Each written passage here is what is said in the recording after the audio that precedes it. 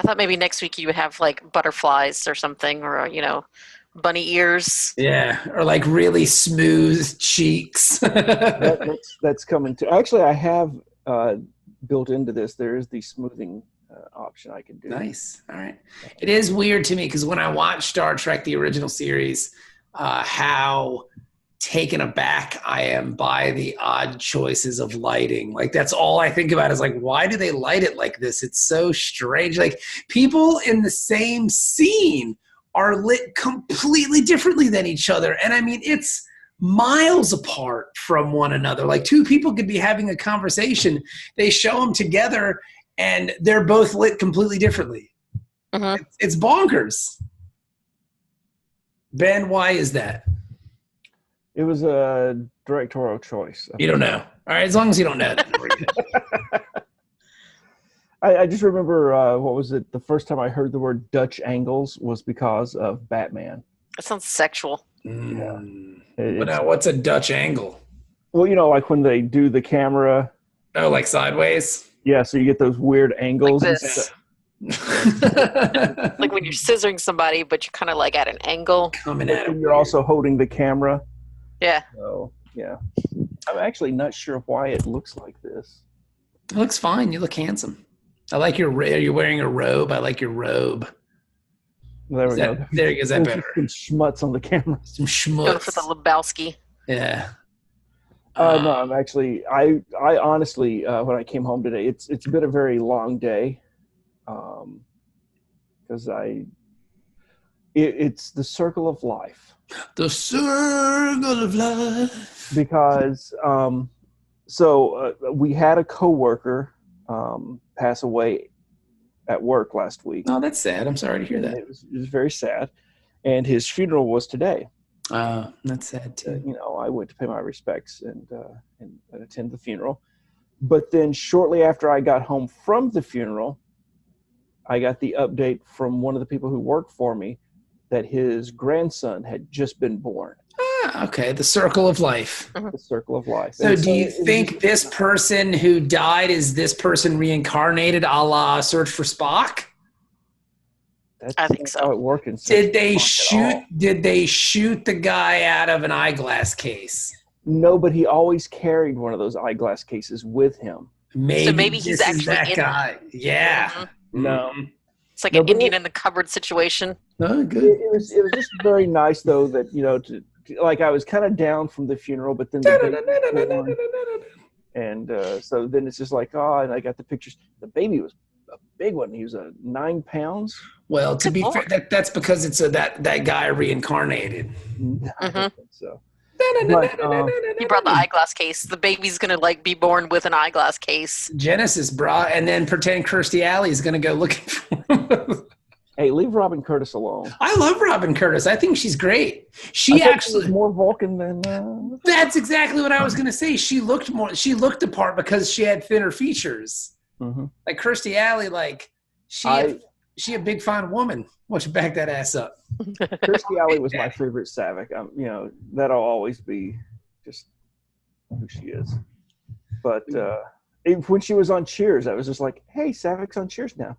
Hey, she's got that Savick's great grandmother. And there's there was that tie-in with they had to have the Cheers had to film at the same backlot or something for people to come over like that.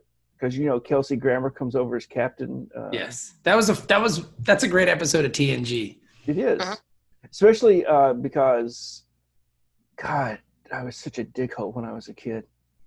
Was. No, I had to.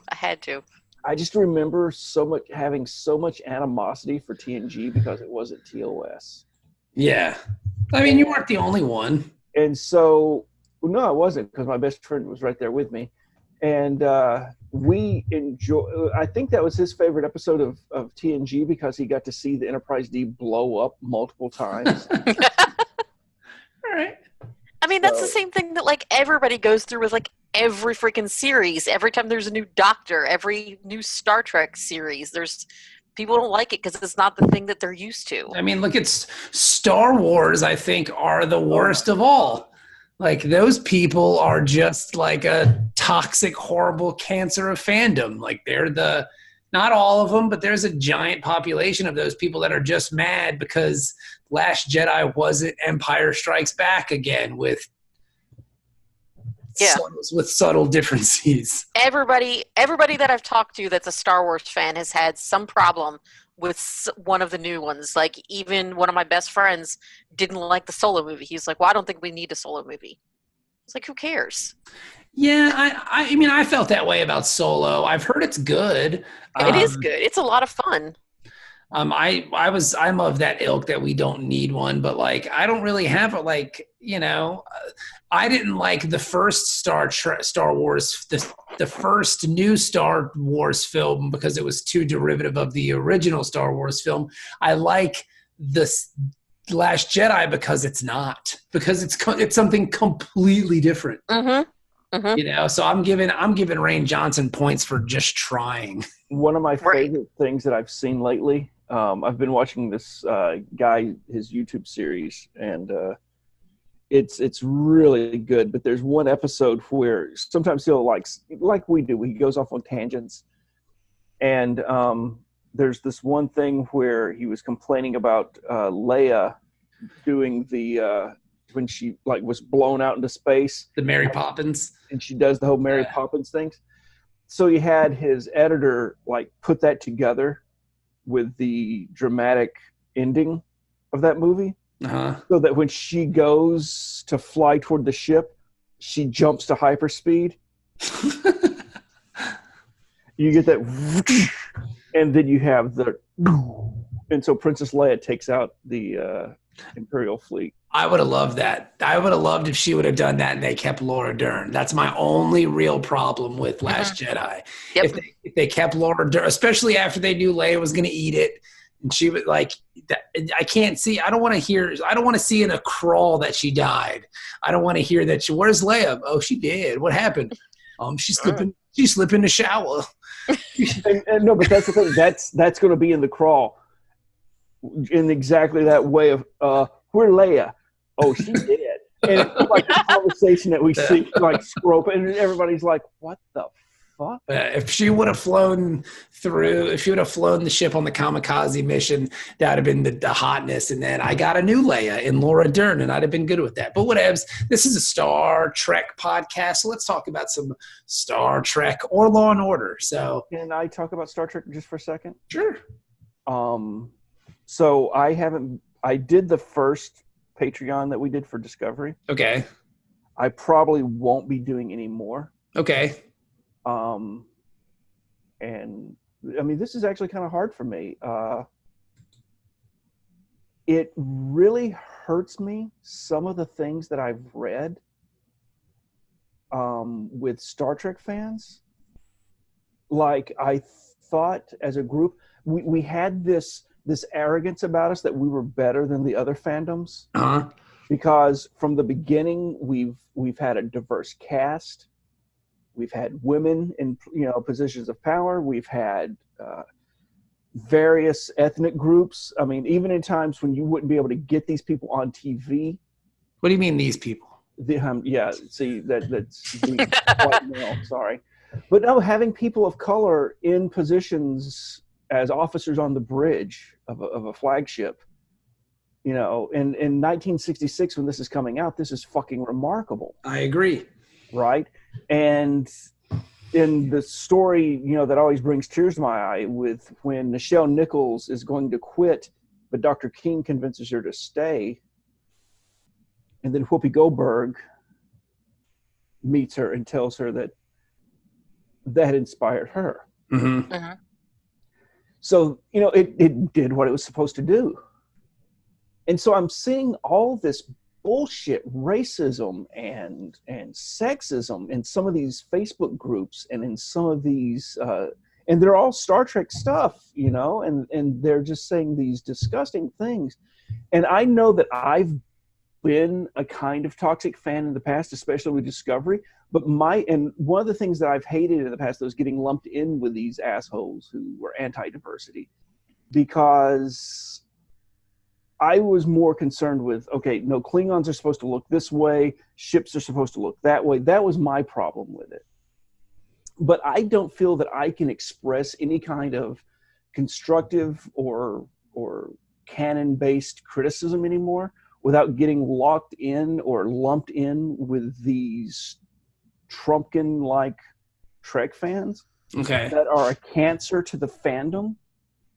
And I mean, like what you like, you know, and if you don't like it, then don't like it. It's not yours, it's ours. I've kind of actually felt the same way about Doctor Who, not to take it off track on a different show or anything, but like I didn't like this recent series of Doctor Who, and I didn't want to be like, yeah, I don't like it, because then I'd be, you know, people would say like, well, you don't like it because there's a woman on it.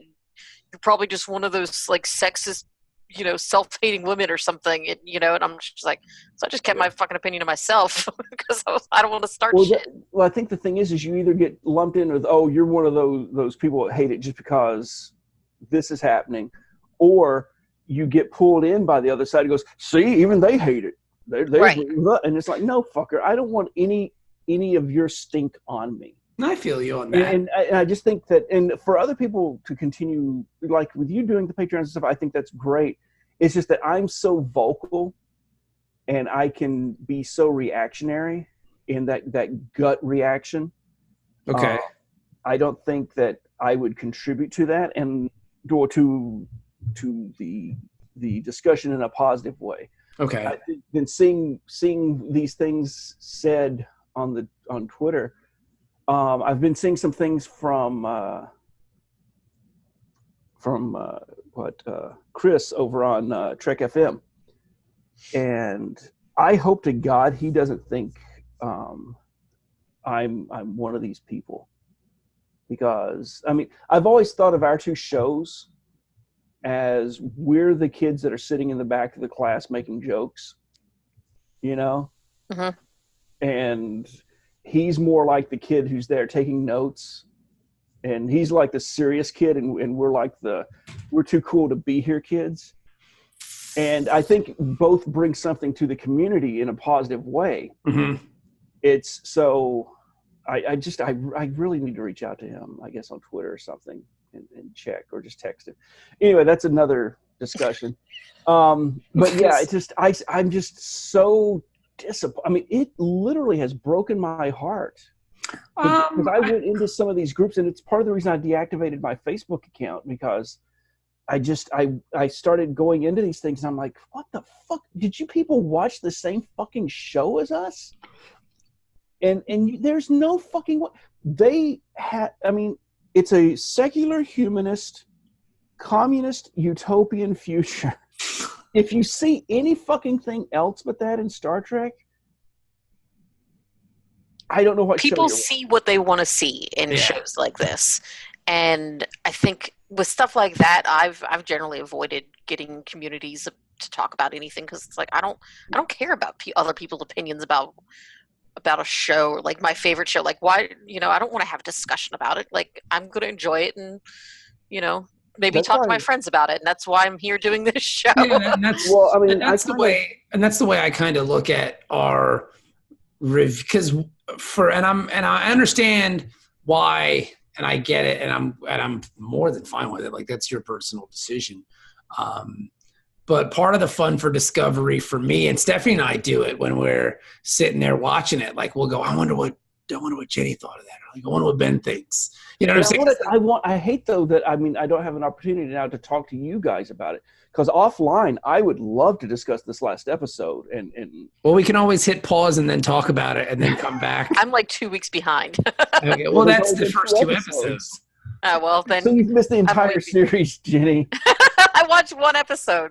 Oh, so you're only 1 week behind. Yeah. Okay, yeah. Now tomorrow. Because tomorrow you'll be 2 episodes behind. I can't wait to watch it. Like I have no problem being and I will go online and just carry the water for Discovery, because I think it's brilliant. Like I enjoy everything about it. Like canon wise, okay, there's some stuff that doesn't match up, but you know what though? I'm not really here for that. I'm just here for the fun of it all. And exactly. And my wife digs it, and it's something we can do together. So I'm in. See, that's the thing, is because I really, and especially like last week's episode, And I love, Um, and you know what else I like? I enjoy the fact that like I'm watching this television show and I'm watching like powerful women. Like I'm Mhm. watching women have conversations about things pertaining to saving the universe and science and technology and math, and they're not talking about like a boy. well, you know what I Right. liked about Like it? I love that, you know? I like that I'm seeing that, but I don't think about them being women. Yeah, I exactly. just think Like about them being Starfleet officers. yeah, like I love the fact that like you have this kind of, and that's another thing I like about Deep Space Nine to kind of bring it all back together. Like I love the fact that like, you know, you're seeing like a healthy, happy, like gay couple together, like being in love and showing people. Every time I see those scenes between the two of them, I get misty eyed because it's so touching and like, and it feels real. I know that sounds Mhm. dumb because they're professional actors, but that's what love, that's what living with someone is. That's what a relationship is. And I think they do such a great job Yeah. encapsulating that. And like, so yeah, I mean, I feel terrible for Stamets. Like it's awful. I feel so bad for that dude. Like I really do, you know, because I believe that he is crushed and this is Mhm. for him, you know. But yeah, I just think the show is about the people, and I really the character I really identify with. I really like the characters on the show. Like Star Trek, be damned. I could watch Burnham in a situational office drama. I could watch Burnham. You know what I'm saying? Because I'm just interested in the character, in her as a being. It's the Mhm. rest of it's just window dressing, you know. I'm loving Tilly. Yeah, she's Because she's great. that socially awkward, but then like she's really smart, and you know, it's really cool to have that kind of character that she, I don't know, she gets excited about this stuff. Yeah. You know, like when they She almost captured. seems like somebody that like Star Trek fans can actually like identify with and somewhat relate to, and it's Mhm. not like in a forced way, like where they kind of put Wesley Crusher in to be like, "Hey, here's the teen boy that Fuck Wesley. you would like him, your friend." No, like she's actually somebody that I could see myself hanging out with. Like, And I could Yeah. see my like, and if I was on the even as an actor being on the Enterprise, that's how I would be. I'd be like, this is fucking amazing. Like, look how yeah, awesome this I is. saw a behind the scenes shot that had what's the guy who played Lorca, and he's in uniform, and it's one of those things where they're taking a break or whatever, Mhm. so they're still mostly in costume. And you've got Captain Lorca, you got Ash Tyler, and you got Harry Mudd. What's his name? Yeah, Rain Wilson. Wilson. mhm. And they're at a ping pong table outside the back door of the Yeah, that's awesome. of the studio, and and they look like they're having so much fun. And so I will highly encourage anybody to pay the money. If you've got Amazon Prime, it's a little fucked up trying to dig through the menu options to get your subscription started. But It's easy. Yeah, once you do it, it's pretty once simple. you do it though, now I don't have to do another thing. I just It's open better than the Amazon CBS Prime. All Access app Yeah, it that is. Yeah. we used But last year. to bring this back around to DS9 though, one of the things I like about DS9 is that we're looking at it through this lens of history and nostalgia. It's 25 years ago, so a lot of the emotions have cooled down. You know, what people thought about Nixon at the time versus what people thought about Nixon 30 years later.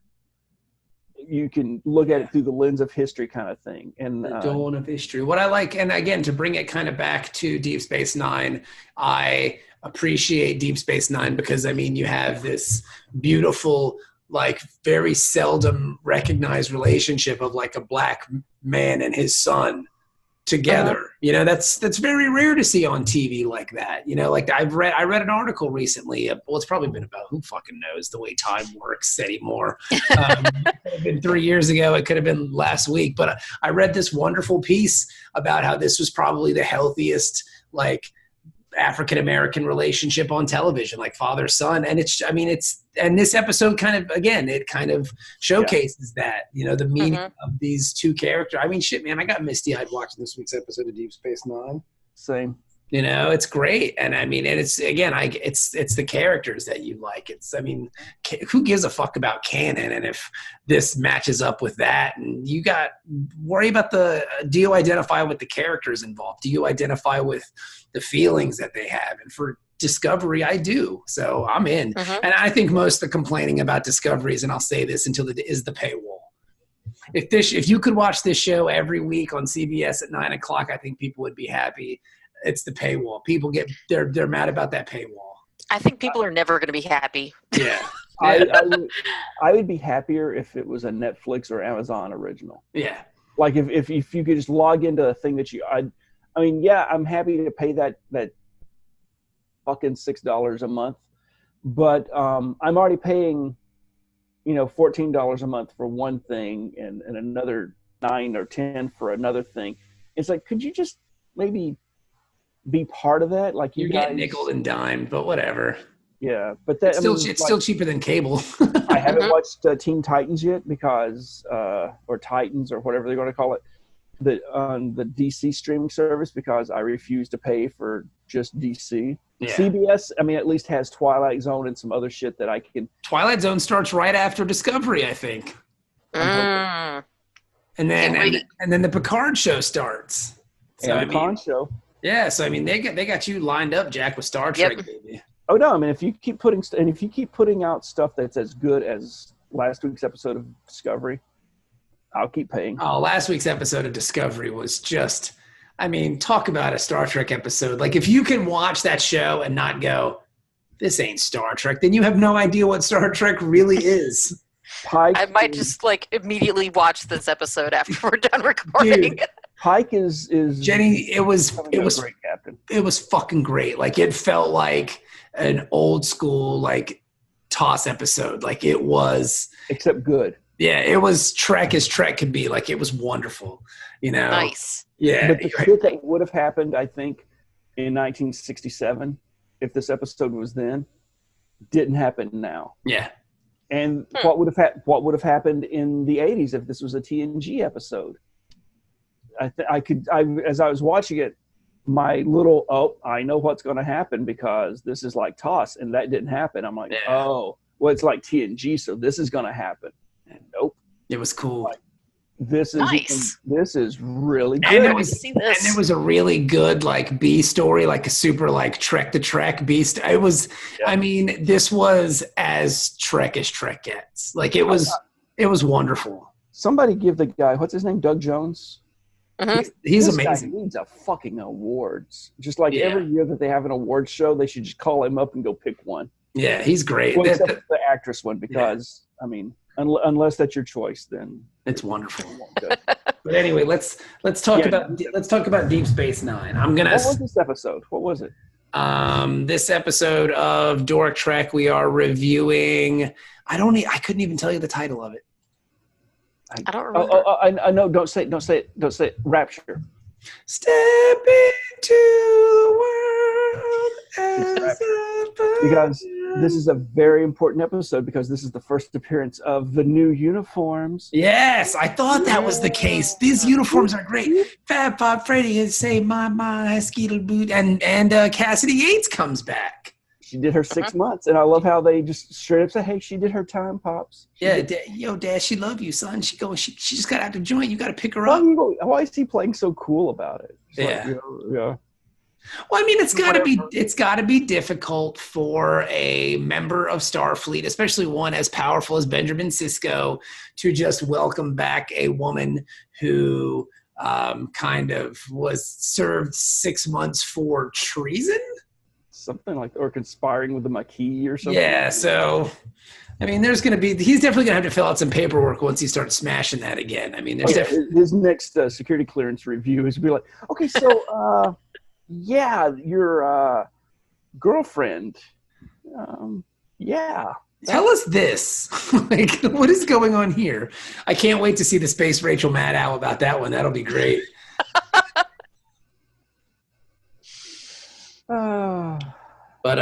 But yeah, so Benjamin, they find some painting of some lost city of Bajor. Valhalla. The entire time I'm thinking they're saying Valhalla, and I was like, so they're Vikings. This is like the ancient Viking city? Yeah. Yes. And I'm fine with it. If you were in Midgard here on Earth, and you took the Rainbow Bridge to Valhalla, that Valhalla was actually on Bajor. Mm-hmm. 10,000 years ago. They were just pronouncing it wrong. Yeah. It's kinda just a dialect thing. In Hebrew, B and V are very interchangeable sounds. See, they've got McDonald's. We got McDowell's. You know? We don't have sesame seeds on our buns. Exactly. My son finally made the Lion King connection. Oh, he did with nice. Okay. With Mustafa? Coming to America. Yeah. That his parents, he's doing the shut the eyes thing. He's like, it's Simba's parents. I'm like, are they both Simba's parents? yes. Oh, see, I wasn't. Yeah. Okay. Like, but he's wearing a lion skin. I'm like, yes, that's Mufasa. No, I think Coming to America came out before The Lion King. Yes. So long before, but significantly before. Not like, oh my God, we're doing both at the same time. But It was like 10 years. Huh? I don't think it was that long, was it? What is that, Velvet? Coming to America came out Coming to America was 88. Okay, I was thinking it was earlier. When did Lion King come out? I'm looking now. I want to say 92, 94. See, I was thinking 95. I was thinking like 85 and 95. Okay, Yeah, right. So it came on before this episode that we're watching did. Okay. Because this episode was in 96, I guess. 95, 96.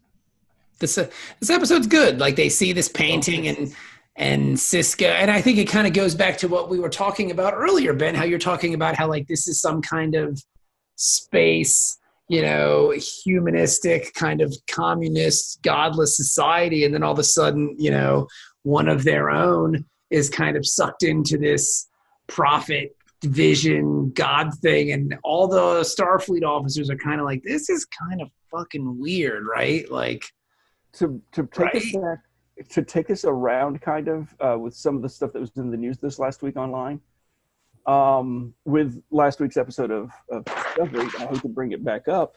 So good. But there were a lot of things of, I think, God, was it Hollywood Reporter? And if I get that wrong, I'm very sorry, because I don't want to put aspersions on anybody negatively, incorrectly.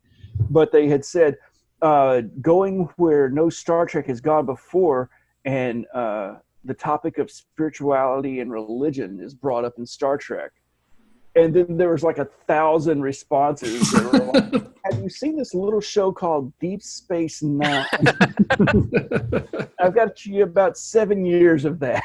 Yeah. But this one is like in the forefront because they look at this painting and Sisko is trying to figure out the mystery of where this city is and how he's going to find it. And he goes into the holodeck and he recreates it, and he's totally using Law and Order technology. Enhance. I was getting like a Close Encounters kind of vibe from this. Oh, yeah. Oh, yeah, when he's doing the stuff on his plate. Yeah, that's totally it. Means something. What is this? Dad, why is that Devil's Tower, Dad? Yeah, he's playing with the mashed potatoes, all like Weird Al and UHF. This all means something. Yeah, total. And Close Encounters also featured Terry Garr, who was on an original series episode. Boom. But yeah, this is very Close Encounters, kind of Indiana Jones, weird spirituality thing. Also kind of Stargate. Got some Stargate vibes in there too. It's like, we got to look at these symbols and figure out the coordinates. Oh, it's right here on Bajor. And here's the thing is I was disappointed, and I can't remember if Stargate came out before this. I think Stargate came out before this episode did. But when he saw the symbols on the obelisk, how they represented stars. So it was from your location of this obelisk, these coordinates are the position of stars from your position. And so I was hoping that they would mention stellar drift, because that was the thing on Stargate SG-1. 1994 Stargate. Oh, okay. So that was before this. But I mean, one of the things that they couldn't connect to other Stargates from is because of stellar drift, the coordinates were off a little. Because, these are from 10,000 years ago. And over 10,000 years, everything in the galaxy has shifted a little. And so if they've been looking for the city for 20,000 years, he should have had to and maybe it was such an obvious thing that he's like, well, yeah, I did that. But I would have liked to have had Stellar Drift mentioned. God, I just went full nerd on that. I'm sorry. Well, I think, like what Bob was saying earlier, this episode is kind of more about the characters rather than the story or the canon. Yeah. Because, I mean, that was something that I was thinking as as I was watching it, was that, like, I liked the character interactions in this, but, like, as far as the overall storyline, like, this was one of my favorite DS9 episodes, like, that fits in with the lore of the, the whole universe, I guess. Yeah. The story arc for DS9. So I think it would have gotten bogged down by, trekking it up with some technology talk. Tech the tech. Yeah. I think I got that from Charlene. We got some Trek. Tech the tech. We got some Trek. Yeah. But so they look for this city and he finds it. The admiral shows up and, like, I feel bad for this admiral as I'm watching this episode because, like, he has to put up with this. Oh, because we forgot to mention that, like, while he's in the holodeck, like, he gets zapped by some kind of weird beam and it opens up, like, part of his brain. Like, it opens up some of his neural pathways and stuff. So he starts having these, like, weird colors and visions and, like, tripping balls. Basically, yeah, that's what Bajir makes it sound like. Like, he's just tripping balls. Yeah, and he's so much so Brazil even tells him, enjoy the show. Yeah, it's like electronic ecstasy. Mm-hmm. Yeah, buddy. You've seen some trails, man. Dude, I'm fucking tripping balls, buddy. Well, I almost expect the hand thing was but he had the little vial kind of looking at the green. Mm-hmm. Yeah. Of course, I think of all the players, actors to represent somebody who's tripping, I think they picked a good choice. Oh, yeah, it's very natural for him. Yeah, I'm just gonna overact my ass off and just act like you normally do. And that's why I was saying, like, I feel bad for this admiral because, I mean, like, he has to put up with Sisko all the time because he's always doing this stuff and, like, flying off the handle and being a total head case maniac lunatic. Go! It's like, come on, Sisko, man. Like, I knew there was going to be trouble as soon as you started calling yourself emissary. We just want to get Bajor in the Federation, man. Like, why you got to be doing this now? Like, why? Like, can't you just cool out for like 10 minutes? Well, I mean, that was the thing. Picard told him that his mission, when Picard dropped him off at Deep Space Nine, he said, your mission, is to do everything short of violate the Prime Directive to get Bajor to join the Federation. And here we are on the precipice of that. It's happening right now. He's making right now. And then welcome Klingons. He chews a bunch of space acid, and then all of a sudden he's fucking tripping balls and seeing shit and having fucking visions. I can see God. I can see it, man. And he's screwed when Kai Wynn comes to the station and they're on the same page. Like, things are completely out of whack when she's like, word? Because she's always been very much against him being the emissary. And now that he's having these visions and he found this city or whatever and he thinks he can find it, she's all like, well, they always said that someone who was touched by the prophets could find this city. And it just doesn't line up right in my brain. You know what, though? That's another great series that you can watch on CBS All Access, Touched by the Prophets. Oh, Touched by the Prophets, yes. It's a good one. I heard there's a new one on CBS called Prophets Friended Me or whatever. It's Friended by Prophets, I believe, is because it's friended by God. Why does CBS always have to do those, like, Touched by an Angel, Heaven? Because old people are religious. But it's just dumb. Like, come on, man. I ain't trying to watch that shit. Old people are religious. Old people watch CBS. I wanted to watch it. I've accepted my fate. I'd go to church, son. I ain't got time for that. Your God shows. Come on, baby. Well, yeah, but we got our own God show. It's called Deep Space Nine. Yeah, but at least these are like Space God. I guess you can say that the other ones are made up gods too, but at least these are just made up gods. That'll I'm throwing shade at religion. Man, I'm just saying, man. I think it's dumb, but whatever. Hey, I don't disagree with you, but please send all your angry letters to me. I mean, yeah, that's cool. At Mouth Broadcast. Yeah, do it. And we'll just be like, we worship Kalis. That's our dude. I'm religious. Well, I mean, yeah, but you're Jewish, and so, and I don't mean I'm one of the good ones. I don't mean that in a bad way, but what I'm saying is yeah. like the Christians and stuff, they don't like you just as much as they don't like people who don't believe in anything. Because I mean, like, you don't accept Jesus in your heart, and according to all them, you're going. No. See, you guys are going to hell. He double hockey sticks. The two of you though don't accept. I actively reject. Yeah. So you're. There's a whole. I'm deeper down that. It's like you guys just have to be. It's like the bullshit thing they have with. Lesbians or whatever, when some dude, your standard Trumpite. Oh, that's gay. Gross. You ain't met the right dick yet. So you guys just ain't met the right ministry yet to bring you to Christ. Whereas I'm that gold star, bulldog that's just like, fuck you and your cock. But not literally. But yes. Oh yeah. Because you're actually the exact opposite. You're like, yes, and your penis.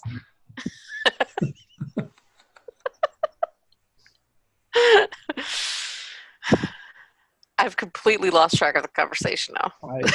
All I'm saying is Ben rejects all that stuff because he's Jewish, so they don't like him. Yes. But he's saying that you and I, Jenny, are just kind of like, yeah, well, they might be able to get us, but no, you ain't getting me. I'm out. Yeah. I'm out. But anyway, on this though, with the prophets, I think Kira has always been in touch with her spiritual side on this, which I think is kind of cool to see. And this is, again, I mean, as somebody with a religious upbringing, to see the two things on this. You have the unhealthy side of religion with Kai Wynn. But then, I mean, when she laid down the fucking, the history on Kira this episode. Oh, when she clapped on her, dude. I kind of said, you know what? I hate you for a lot of things, but not that. The conversation Ben is talking about is when they're Kai Wynn and what's her face, Nerys, are talking to each other, and Nerys says to her that it takes a lot of courage to take that position, and she's like, "Bitch, what you know about courage?" She's like, "You," and she goes into this long personal history of hers that was unbeknownst to me as a viewer. She's like, you guys in the resistance thought you were the only ones fighting. You thought you were the only ones, doing anything for this, but at least you had your guns. All I had was my faith and my courage. But see, here's my perspective on that, is that she's such a manipulative bitch. Like, I don't care. No, I get that. But here's the thing: this is one of the few times I think we get to see an honest win, where this is like, no, you just fucking step back, because you don't get to take all the fucking glory for no. We did, we were all impacted by this. We all lost people. And what was it when she said, I remember every beating I took in the 5 years I was in prison. And dude, she clapped back hard. So I can, for that brief 5-minute window on her life, I'm like, you know what, I'll bitch about everything else about you.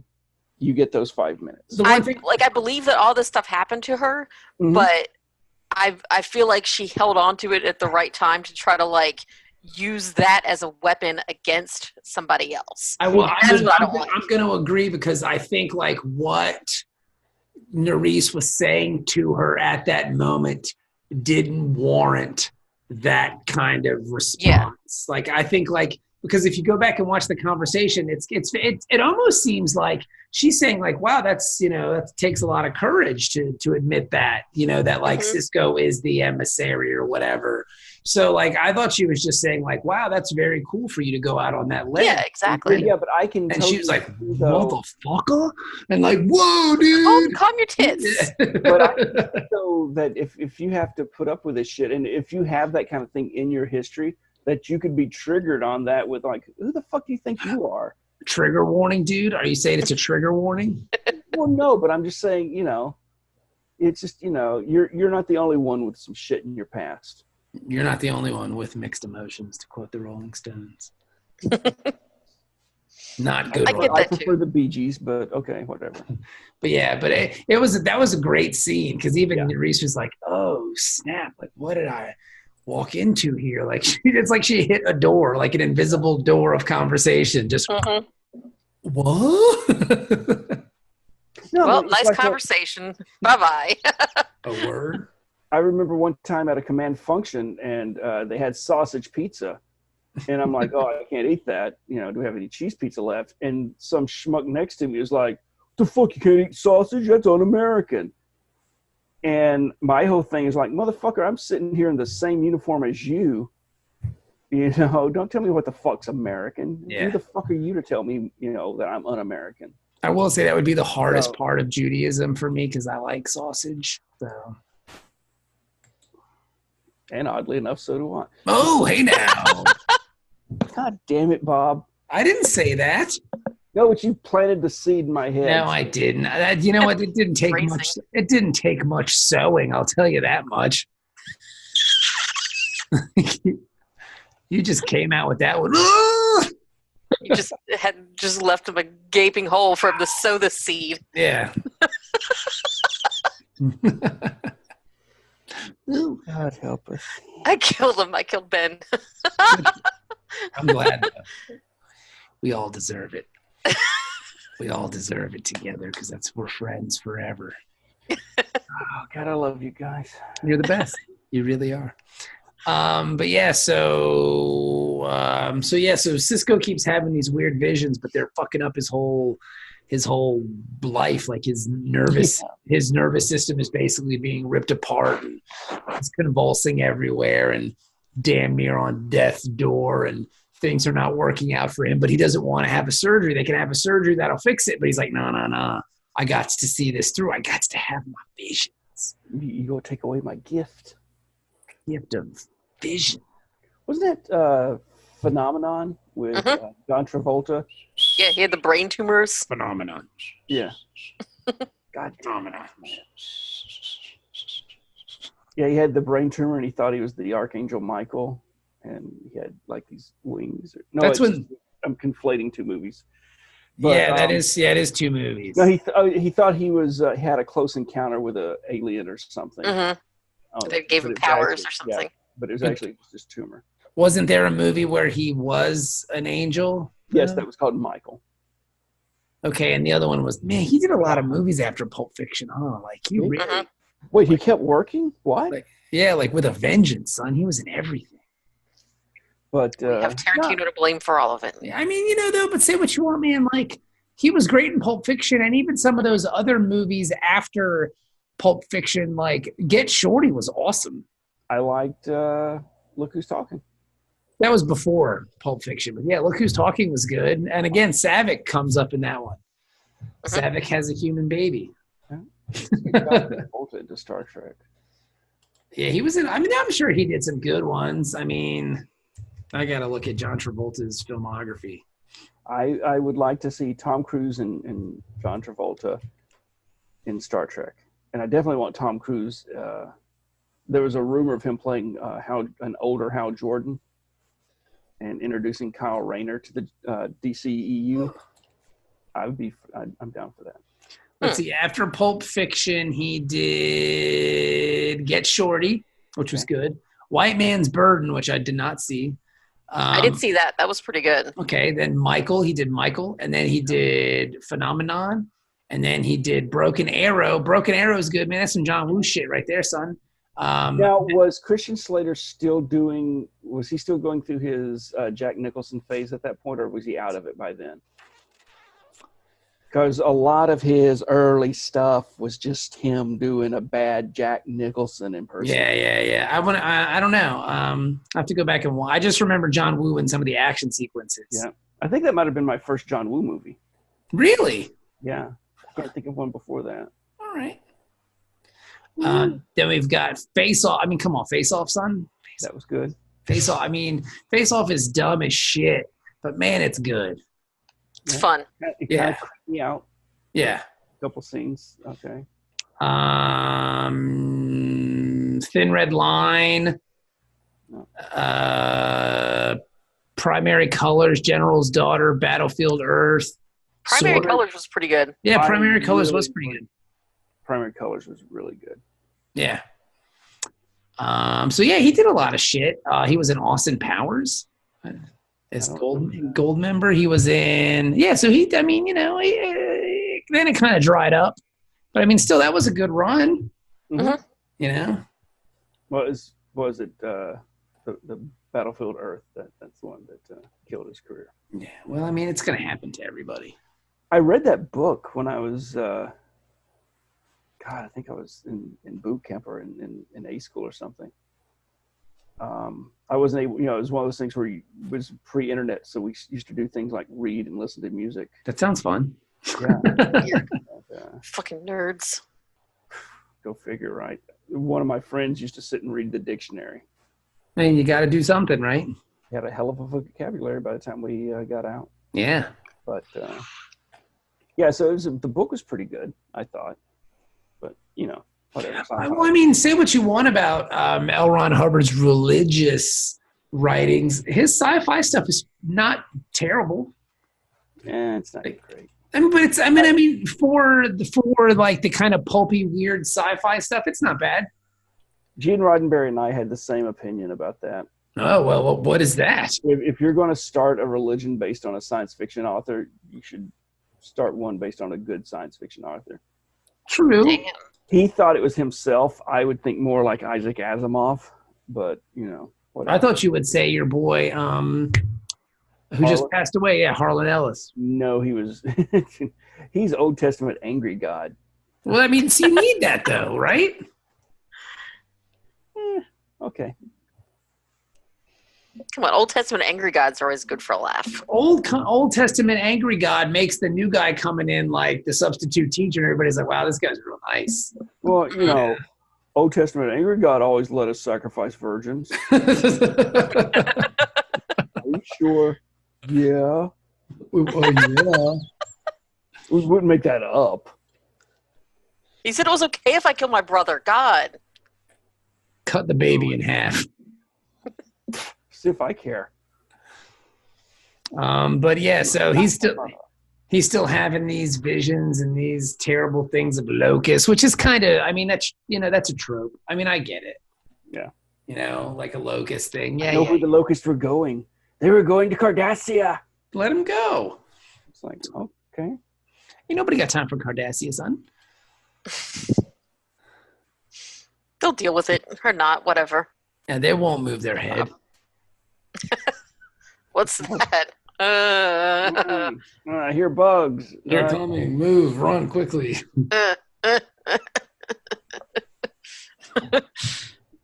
You damn spoonheads. Oh, that's real racist. God. What funny. But yeah, so they're getting ready to do the swearing in of the... They're going to sign the treaty to join the Federation. And if they wouldn't have mentioned them, it probably would have been okay. Like if they wouldn't have said, like, should we start without him? If they just did it, because as soon as they said, should we start without him? Yeah, I think we should. Then he shows up like fucking coked up rock star, like, woo! I'm here. Just vomits on the floor. What's the frequency, Kenneth? What's the frequency? Like Jim Morrison basically showing up at a door show at the last minute. I'm good perform. I got it. We're good. Whips his dick out. I'm the Lizard King. The Locust. And it's almost Jim Morrison-esque poetry that he's spouting out. Because like, if you let Bajor join the Federation, the Locusts are going to come. Bajor must stand alone. Or the Locust will come. Mother, I want to kill you. And he just falls on the floor and starts convulsing, which is very Morrison-esque. And you're like, wow. And then like 15-year-old kids put the poster up of Sisko in their room. Like, he's the best. He's so wonderful. He's a poet. I'm going to put up a Sisko poster by looking. Oh, he's a poet. He's a poet. Like, he's amazing. And then you listen to better music in that era and go, wow, they were pretty bad. Like, all right, I'm out. What, you don't like the Doors? I love the Doors. They're okay. Jim Morrison was a fucking genius. That's why I've got the poster. The one thing Wait. No, it's that's Val Kilmer. Okay, all right. The one thing I will say about the Doors is at the time, which was like 67, 60, their music was kind of spooky. Like you didn't have like weird, angry, like witch hippie rock, which was kind of cool. That's but like he's not a genius by any stretch of the imagination. I got a book of Jim Morrison poetry that says different. I bet it ain't good. I got American Prayer, the vinyl downstairs of his poetry that he's reading. I mean, it might have been cool when I was 15. I'm sure it sucks now. You know what I'm saying? I'm like right in the middle between you guys. Like I went through the Doors phase like everybody else did, but now I'm just like, yeah, they're still all right. I don't listen to them as much as I used to. I mean, I can turn on LA Woman and still be like, wow, that's a great tune. Like LA Woman's a great song. Riders on the Storm's a cool song. Like they have some cool songs, but like. I think the whole album is great. LA Woman is fantastic. LA Woman, I have that on vinyl. It's a great record, but I like LA Woman is a great song. Yeah, but I mean, like some of the Doors stuff is kind of crappy. There's some hit and miss stuff in there, like where he's like really obviously just drugged out and just writing weird poetry in the middle of a desert or something, thinking he's an Indian. I wonder how much of that is actually true or it's just Oliver Stone. I don't know. I believe it. So, I mean, that's good enough. Because I still remember watching that movie, and there's the scene where he's recording a track, an album, at the same time that he's getting head. Yes. And I was shocked because I saw this at the theater, but I was just I was like shocked. I was shocked because I thought that basically blowjobs didn't really start happening until the 80s. That it was kind of like a new thing that we get come up with. It's a new thing. Look what we invented. It's like, you can put your mouth on it? Yes! It's amazing. Stacy, come here. What, you're going to love this. Trust me. But, yeah, and then it's just like, wait, they did that in the... Wait. If they did that in the 60s, because he's about my dad's age, and Mom, no. Why would you do that? Why would you even go down that road? Mom, no. And then it was unenjoyable for me for a very long time. Mom, no. So, yeah, but like I said, I honestly had always thought that was something that 80s kids will get. But it's just like, oh, wait, no. Okay. I guess that has been around for a while. You just don't think that, Mom, no.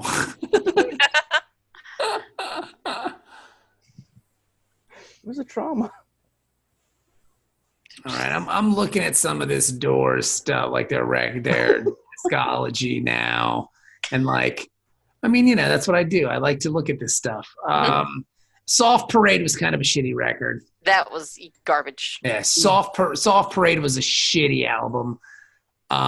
Morrison Hotel is decent. That was pretty good. Roadhouse Blues, Waiting for the Sun, You Make Me Real, Peace Flog, Blue Sunday, Ship of Fools, Land Ho, The Spy, Queen of the Highway, Indian Summer, Maggie McGill. Yeah, that one might be okay. Strange Days is pretty good too. Strange Days is a really good record. But the Soft Parade is just straight trash. I'll break out my Spotify playlist tomorrow. I did the deprogrammed episode a couple years ago. Oh, that's fun. Don't bring this up. Yeah. Don't bring this up. Tell me. I'd like to hear I'm it. bringing it up, Ben. So what happened was there was some technical issue in the middle of the show, and we lost like half of the discussion. Oh, no. Yeah, so like the whole because you've been on the show, and for anybody else who hasn't listened, whatever, like it's you discuss a band and you try to come up with a top 10 list, and there's always like a pre-discussion where you talk about like your history with this band and like what brought you into them and listening to them and everything, and then you move into the discussion about picking the songs. It cut off right as Justin went to mention the first song on the list that he was choosing. So we got like that pre-show, like that 20 minutes of, hey, I used to listen to the Doors when I was a teenager, you know, that whole thing. Does he still have that audio? Yeah, I think that's up in the feed with everything else. Because I mean, that was one of the first episodes I listened to. Like, I was going to listen to it live, and then when the audio cut out, I was like, shit. And so I went to the Patreon thing and like I donated so I could listen because I thought they had like a timer. So I even donated so I could get the rest of the show, and there was no show. And then when you told me what happened, it's like, well, fuck, I want my money back. That's really funny. Because that was really literally the only reason I donated was to hear, you know. Well, you can still donate $1 a month to I still am. Well, I think I never turned it off. Yeah, that's good though. Well, hold on. No, I need to go. That's possibly a lot of money. So like maybe there was just a stretch there where, because LA Woman's a great record and Soft Parade sucks.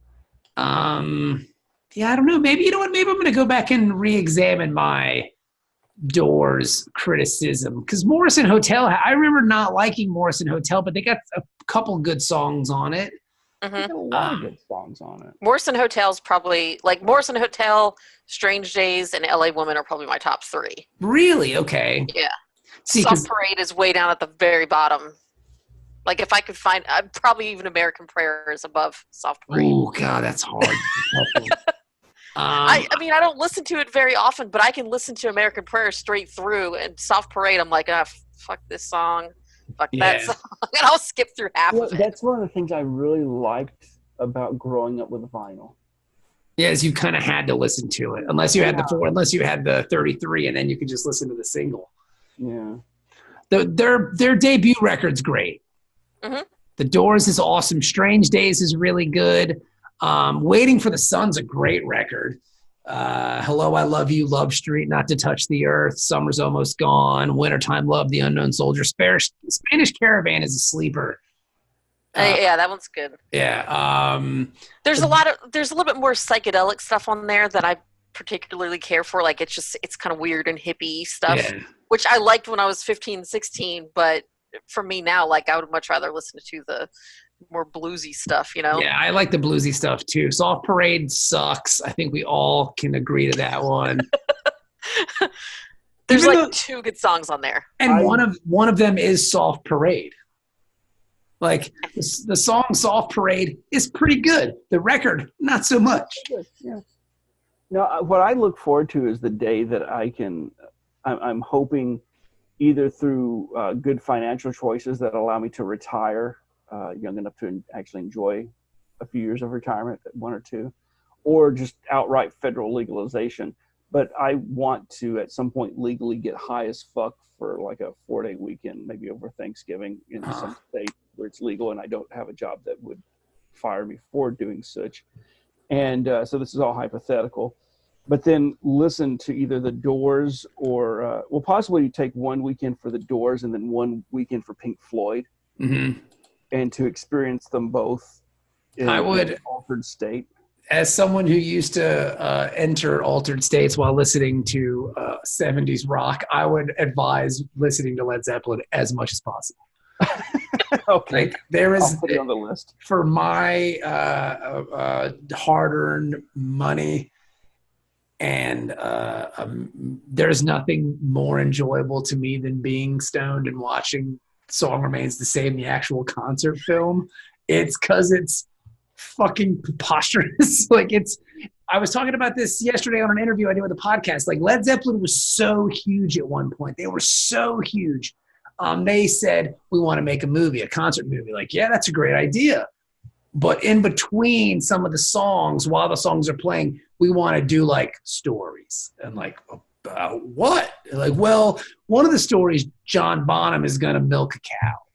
And I swear to God, like, it's during Moby Dick, the drum solo song. I don't know how familiar you are with Led Zeppelin, but it's a drum solo song. It's 15 minutes long. And during this drum solo, like, you just see John Bonham like doing awesome manly shit, like he's milking a cow and he's driving a funny car and he's at the local pub drinking a pint and playing pool.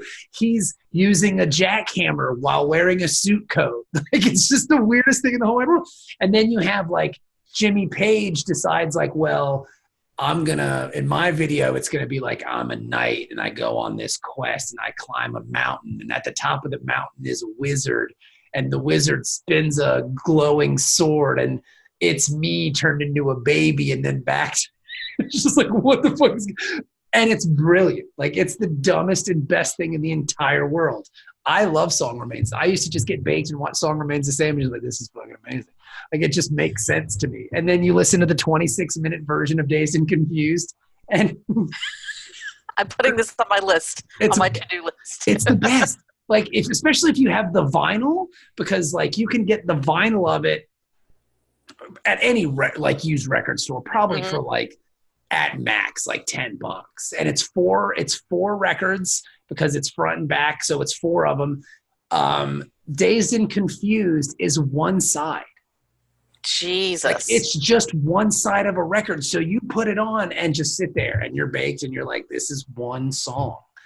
And like they go into like 4 or 5 other different songs. I mean, that's all I used to do. Like when we were doing the radio show, I would just get high and listen to Led Zeppelin all the time. Like, and it was best. Like I did it in college. Like that's what my senior year in college was. I would just get high and listen to Led Zeppelin. It was amazing. I'm looking forward to retirement then. They're such a great live band too. Up until I'm ranting here and I'm sorry, I apologize. Up until the point where Robert Plant's daughter passed away, because I think one of his kids got really sick and died. So up until that moment, like Zeppelin would do these like marathon like live performances where they would just fucking play. And they have live at the BBC, Led Zeppelin live at the BBC is amazing. They just have all these great live albums that you should pick up because it's so much fun, because they'll just play a song for forever for 30 minutes. And you're like, why is this happening? But it's so good. Like my son, because you're high as shit, you don't care that it's going on for 30 minutes. You're not, you really don't. And then like when certain things happen, you're just like, oh shit, like that's awesome. Like, cause it just catches you off guard. Like, yeah, it's real great. I love Led Zeppelin. They're amazing. They're the best. But anyway. I don't know if I'd say the best, but you know, they're up there. Well, I mean, if you like the more bluesy kind of like Doors stuff, I mean, that's all Led Zeppelin really is. And I saw your hot take today on Facebook, Jenny, and I couldn't agree with you more. About Eric Clapton? Fucking hate him. I'll slap him right in his smug face. So boring. Just so dull. Fucking hate that guy. I thought he and George had made peace. They probably did, but Eric Clapton's just like, he's playing his guitar and he's an amazing guitar player, but he looks like he's just so bored. Like, stick out my middle finger because I do that a lot when I play because I'm Eric Clapton and I'm just like fucking bored. Because fuck you, I'm Eric Clapton, I'm bored. Yeah, I just don't like, I hate Eric Clapton. I just hate him. Like Cream's awesome, but God, he's so boring. Yeah, I mean, I like some of his songs. I like a lot of the bands that he's been in, but just he just is what you would call a punchable face.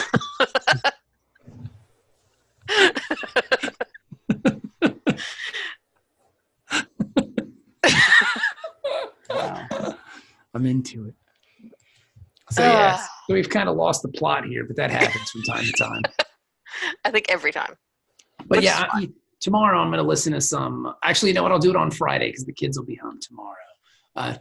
Friday, I'm going to listen to some Doors and get back to you and see how I feel about it. Nice. Yeah, I'll review their catalog and see where we are.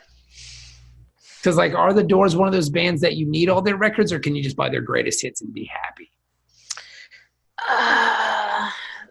I'm torn on that. I mean, it's all on Spotify anyway. Like, you can just listen to. What I usually do is, like, for the Doors, honestly, I have, like, my own greatest hits. Okay. Like, I've listened to all the albums, and I put together my favorite songs, and I listen to that most of the time. Okay. So, yeah. All right. I'm down with that. I'm pulling up my Doors playlist right now to So it'll be at the top of my Texas radio and the Big Beat's a good song. Mm-hmm. So anyway, this episode. Does Jim Morrison show up in this episode? Oh yes, he does, as played by Sisko. I was wondering how we got on that. That's how it happened. There we go. Where are we? The boomerang finally came back. So then he's laying there having his thing, and he's going to die, and they have to decide what they're going to do. Because he said, I don't want the surgery if it's going to take this away from me. My visions. But then now he's unconscious, and they're like, "Yep, he's dead." And the admiral's like, "Hey, do it. Do it. Operate and Do it. Do it." And Bashir Fix his brain, says, "Hey, I can't do that." And then we, if we backtrack a little bit to when he first refuses to take the surgery, that night at dinner with Jake and Cassidy, Jake is, really upset at the prospect that he's going to lose his dad to this thing. Yeah.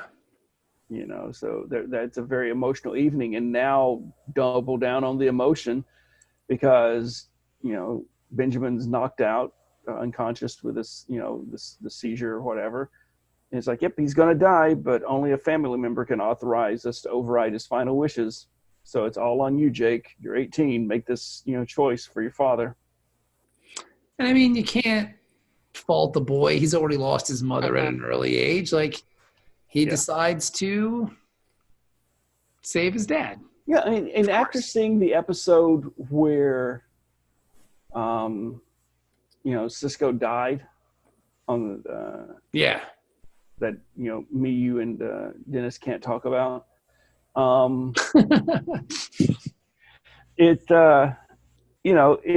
Of course he's going to make that choice. One, the fact that the series ran for 7 seasons. But spoilers. He makes it to the end. Yeah. But so I can't think too many people would make a different decision. Yeah. So, but then Kai Wynn, it's like, going against the will of the prophets. But he would have died. Like, yeah. Even Sisko got mad when he came out of his coma, and he's like, "My visions, no." It's like, well, yeah, I'm sure you would have learned all the answers to the universe when you were dead and in heaven. So space heaven. I try to avoid making these kind of connections. Because a lot of times I will be like, oh yeah, I know where, I know this little insignificant thing here really ties in with these episodes, and you guys are going to be so thrilled, blah, blah, blah. But tonight was the first time that I had one that I'm like, oh shit, that all makes fucking sense now. And it's only like 25 years later. With the way he was saying that when he was there, and he's smelling the incense and everything, and he could, just for a moment, he could see the thread that tied together future and past. And I started thinking that's so much like how the prophets talk, that they see all of this at the same time. What is time? That bullshit. But he was getting a glimpse. There you go, Ben. All that bullshit. Well, I just know how much it pisses off that Jenny stupid in shit. that episode when it was like, what is forward? What is door? What is time? Door. What? But so the fact though that he was now, starting to kind of glimpse and think like a prophet, and it's like, okay, that's really cool. And it's just like, I don't know. Now, is this one of these things where, like, it just took you that much time to put the connection together, or did, like, other life experiences help you see things in a different way as you're rewatching this? I think I just forgot about this episode when I learned some other stuff. Gotcha. And then when, now that this is the first time I've seen it since I watched other stuff, and I was like, oh. Gotcha. Okay. I respect the honesty. Yeah. Yeah. I could try to play it off like I'm some kind of Trek expert, but I'll stand on. Which is typical, and I'm surprised you're not going that route because I know that's the way you like to go with these things. But that's I got my growing. doctorates, and I don't have to prove anything to anybody. You're growing as a person. Good job, Ben. Good job. So he loses his visions. He lost his visions. My visions. Yeah, my empire. No, it was another show, but yeah, poor Sisko can only live in the present now, because human minds weren't meant to see things like that. Kind of like tying it into Doctor Who, when it's like, when she absorbed the knowledge of the TARDIS, and it's like the human mind can't absorb that. Yeah, and she started burning her brain up. Yeah, and that's basically what he was doing. I can see the future. I can see the locust. It's a little tropey, but it works. Rats are in the corn. Rats are in the corn. MOON. That spells moon. It's like, God damn it, Sisko, what are you doing? Talk to the old lady on the porch. She said there's rats in the corn. Nobody's getting that reference. No, I get it. You get it, but I'm just saying of the listeners. For a second, I thought it was a Voyager thing. No. Because there is a Voyager thing where they're in like a barn or some shit. Yeah, but this spoilers. is rats in the corn is a Stephen King reference. But you know what I'm talking about, though, with the corn, with the farm or whatever. Yeah, and everything represents something else. Yeah, and like they go to some place and they see something, and I got bored and I turned it off. But hey, Amelia Earhart, she's going to be in an upcoming episode of Voyager. So, I can't wait for that one. That's pretty cool. Yeah. Yep. That's why we can't find her body. It's not because the crabs ate her. She's in space. Space! I mean, she's still alive right now because Voyager happens 400 years in the future. So yes, so she's still alive. So shut up. All right, okay. Stop yelling at me.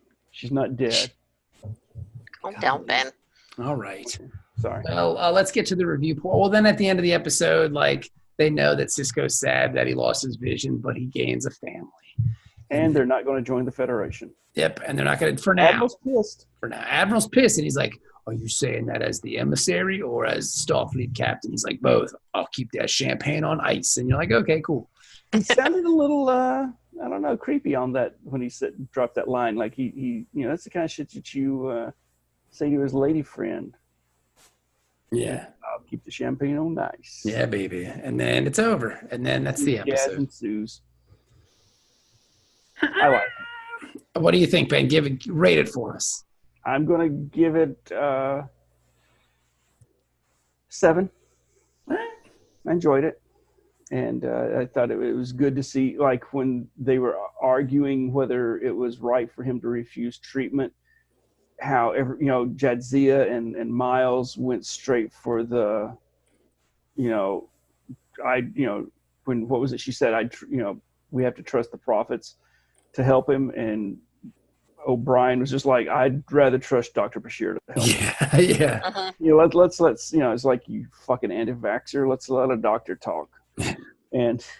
But it was, and then though I was really surprised that Worf took the position he did, but once he did it, like, I was initially surprised, but then it was like, actually that fucking makes sense for him. Yeah, because he's all about Kalis and stuff. So, but I also know that the Klingons killed their gods because they were annoying. And but they didn't kill Kalis. Well, he's not a god though. He's a Klingon. He's a great warrior. Yeah, but I mean, like, they kind of. I think. Him. Yeah, Kalis is as close to a Klingon god as they have. Mm-hmm. Yeah, he's like Klingon Jesus. Yeah, so I mean, so it kind of, when Worf took that stand, I was like, oh, that makes sense, because the Klingons are, I guess, spiritual in some sense. Like, they believe in honor and the battle and the singing of songs and stuff. Sometimes your faith and courage is all you have to get through the battle. Yeah. So I mean, and he and Kira being the warriors, they can kind of sync up better than O'Brien and Jadzia can, because even though I think O'Brien obviously is a warrior, I don't think he's seen the same kind of shit that Kira and Worf may have seen. Well, And he's a complainer. he's Irish. I can't believe they make us do this. It's so dumb. God, is it time to drink yet? What do you mean? He's always drinking. You got a little something under the console there all the time. So Cam said I can drink it if I just keep it under the. There you go. Mm-hmm. But So yeah, what do you- 70. 7. All right. So what do you say, Genesee? I think I'm also going to give it a 7. Like I said earlier, it's not my favorite in the overall story arc, but I like the character development. And I like how they fit it in. So that's right. I agree. I'm going to also say 7. I feel the exact same way. Like, I really enjoyed the episode. I thought it was cool. I love like you said, the character development. It's great. It's a fun episode. It's a fun episode. So that's 2 episodes now. We've had a lot of character development. Though. And it's going to kind of come back, or like, this isn't the last of any of this stuff, because they're just kind of planting seeds and waiting for other things to happen. So I thought it was cool. I was into it. I liked it. Are we close to the end of the 5th season? No, this is episode 10. Okay, so oh wow. We're almost halfway. Yeah, we're getting there. Working on it. How many seasons are there? 7? 7. Everything had 7 seasons except the original series and Enterprise. Yeah. Interesting. Okay. Original series had 3. Enterprise had. I'm excited because I like Deep Space Nine and I'm enjoying it. And I want to get more into it, but then at the same time, I'm sad because I know Voyager's waiting for us, and it's like impending doom. I don't want to go. There's some really good 6th season episodes that I can't wait to talk about. A Voyager? No, DS9. DS9 is absolutely secured itself as my second favorite Star Trek series. Oh no, I agree. I love Star Trek. I love Voyager. I love Deep Space Nine. It just, I don't know. I mean, and I'm so glad though, because like after we started talking about how all the articles started coming up, because everybody, of course, listens to our show, and we drive the trends of the nation, being the premier Star Trek podcast that we are. But I'm so glad to keep seeing all this stuff in my Twitter feed occasionally, just from people who aren't even Star Trek fans. That, or at least I don't have categorized in my, these are not people who routinely talk about Star Trek. Yeah. I've been catching up Deep Space Nine on Netflix. How the hell did I miss this the first go around? This is great stuff. And I'm like, yes.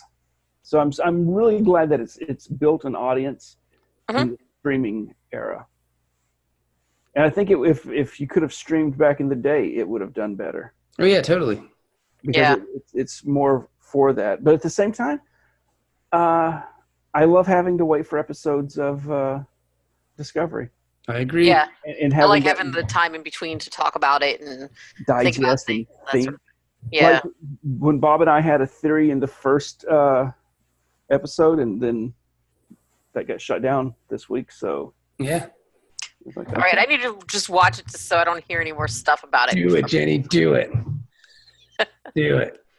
Actually, I think I got to go work on Super Secret Project with Justin. All right. Well, you guys have fun with Super Secret Project, and and so we'll talk later. Thank you very much for listening to the show. We really appreciate your patronage, your listening, and we'll be back next week with more Deep Space Nine. Goodbye.